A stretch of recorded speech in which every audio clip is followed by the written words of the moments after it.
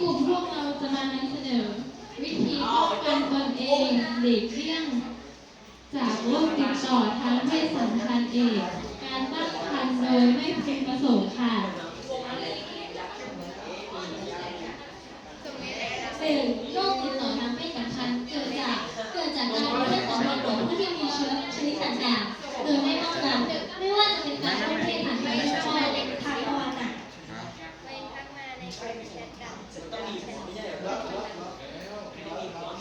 2. โรคติดต่อทางเพศสัมพันธ์มีโรคอะไรบ้าง 1. หนองใน 2. หนองในเทียม 3. เรื้อที่อวัยวะเพศ 4. การติดเชื้อ 5. ขออภัยครับ 5. โรค 7. ซิฟิลิส 8. พยาธิในช่องคลอด และ 9. ไวรัสตับอักเสบบี 3.